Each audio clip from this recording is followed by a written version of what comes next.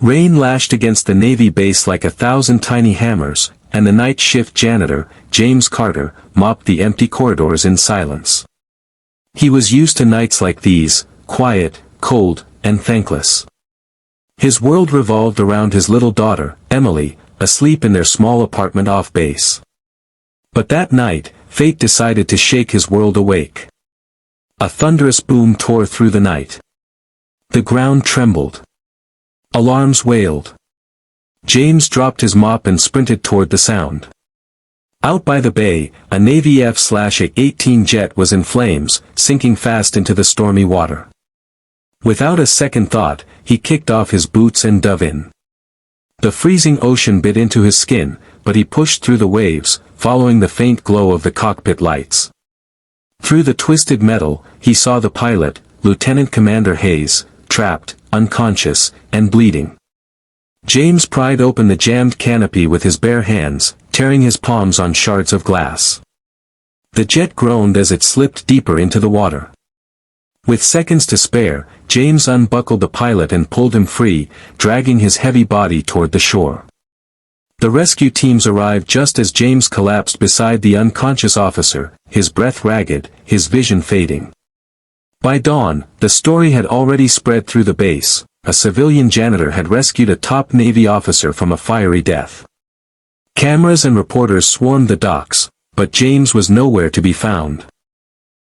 He had quietly returned to his janitor's closet, wrapping his bleeding hands with duct tape. He didn't want recognition. He just wanted to go home to his daughter. But fate had already marked him, and the Navy would come looking soon.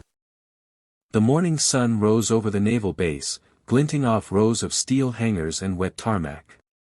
Inside the infirmary, Lieutenant Commander Hayes stirred awake, his arm in a sling, his memory foggy. "The man who saved me, where is he?" he whispered. The nurse hesitated. There was no record of any rescue personnel matching his description. Only one thing was clear: whoever pulled Hayes from the jet had disappeared before anyone arrived. Meanwhile, in a quiet maintenance wing, James Carter scrubbed the floor as if nothing had happened. His hands were bandaged beneath his gloves, the sting of salt and cuts reminding him it wasn't a dream. His supervisor asked about the commotion last night. James just shrugged. "Didn't see much," he muttered. But his silence couldn't hide the truth forever. Word of the mystery rescuer spread fast. The Navy launched an internal inquiry. The pilot's life was saved by a civilian, yet no one had seen him come or go. Surveillance footage near the crash site showed only a shadow moving across the pier. No ID, no trace. Then came the first sign that something bigger was at play. As James left work that evening, he noticed two black SUVs parked by the gate. The men inside weren't local security. They wore no insignias, no badges. They watched him but didn't speak. That night, James sat beside his daughter Emily as she did her homework, pretending everything was normal. But his instincts, the instincts he thought he'd buried years ago, screamed that trouble was coming. And when the clock struck dawn, Emily's sleepy voice called from the window. "Daddy, why are there soldiers outside?" James froze. Through the curtains, 5 Humvees had just pulled up to their door. The rumble of diesel engines shattered the morning calm. Through the thin curtains of their small apartment, James Carter could see it, 5 military Humvees parked in formation outside. Soldiers stepped out, their boots echoing against the wet pavement. His daughter, Emily, clung to his arm, eyes wide with fear. "Daddy, did you do something wrong?" she whispered. James knelt, brushing her hair back gently. "No, sweetheart," he said quietly. "Sometimes doing the right thing brings the wrong kind of attention." Before he could say more, there was a sharp knock on the door. He opened it to find an admiral standing before him, uniform pristine, medals glinting in the morning light. Behind him, Navy officers waited in silence. "Mr. Carter," the admiral said, his tone respectful yet firm, "you're coming with us." Emily's grip tightened. "He's not in trouble, is he?" she asked. The admiral's expression softened. He knelt down and said gently, "Your father's a hero, young lady." The word struck James harder than he expected. He hadn't heard anyone call him that in years. The soldiers didn't handcuff him, instead, they escorted him and Emily into one of the Humvees. As the convoy rolled toward the base, people on the street stopped to stare. At the naval airfield, cameras flashed and officers saluted. James was bewildered. Why the ceremony? Why now? Then, as he stepped out, Lieutenant Commander Hayes appeared, alive, standing, and saluting him. "Sir," Hayes said, voice steady. "You saved my life." James frowned. "Sir. I'm just a janitor." The Admiral turned to him, holding a classified file stamped restricted. "Not exactly," he said. "It's time we talked about who you really are, Lieutenant Carter."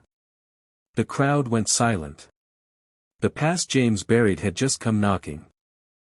The steel door shut behind them with a heavy clang. Inside the briefing room, the hum of fluorescent lights filled the tense silence. Across the table sat Admiral Reynolds, Lieutenant Commander Hayes, and two intelligence officers. James Carter, or as the folder on the table read, Lieutenant James "Ghost" Carter, sat with his hands clasped, eyes lowered. The Admiral opened the file. Inside were photos, mission reports, and one name stamped in bold red ink, Operation Silent Storm. "You were one of our best pilots," the Admiral said. "Top of your class. 3 confirmed extractions behind enemy lines. You disappeared after the Almara incident, presumed dead." James exhaled slowly, eyes dark with memories. "I didn't disappear," he said. "I walked away." He told them everything, how his wife, a Navy nurse, was killed during that same mission, caught in the crossfire. How he left the service to raise Emily alone. The Navy had buried his record to protect his family. He took a janitor's job at the same base he once flew from, hoping to stay close but invisible. The Admiral slid a photo across the table, twisted wreckage from Hayes's jet. "That crash wasn't an accident," he said. "Sabotage. We believe the same group behind your last mission is back. And they're targeting our pilots." James's pulse quickened. He'd spent years avoiding this life, but it had found him again. Hayes leaned forward. "Sir, if they're back, we need Ghost." The room fell silent. James stared at the insignia on the table, his old wings, dulled with age. He thought of Emily, of the promise he made never to fly again. Then he looked up. His voice was steady. "If I come back, it's on my terms." Night had fallen over the naval base, its runways glowing beneath the amber lights. Inside a hangar at the far end, James "Ghost" Carter stood before a sleek new F/A-18 Super Hornet, the same kind of jet he once flew, but faster, sharper, built for missions most pilots never came back from. The Navy had cleared him for duty.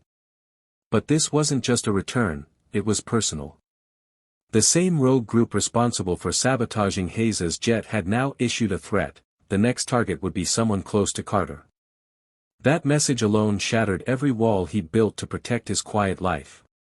Emily watched from a safe distance, standing beside Admiral Reynolds, holding the wings her father once earned. "He doesn't have to do this," she said softly. The Admiral sighed. He already decided the moment he pulled that pilot from the water. Inside the hangar, James zipped up his flight suit, the fabric worn yet familiar. His reflection in the jet's polished steel showed not a janitor, but a soldier reborn. Lieutenant Commander Hayes approached, offering a firm handshake. "You saved my life once," he said. "Now let's save others." Engines roared as the jet powered up, the floor vibrating beneath them. Over the comms, a familiar call sign echoed, one the Navy hadn't heard in years. "This is Ghost. Cleared for takeoff." Emily pressed her small hand to the hangar glass as the jet thundered down the runway and lifted into the night sky. The glow of its afterburners faded into the clouds. But pride burned bright in her eyes. For years, James Carter hid from his past. Now, the past had become his purpose again.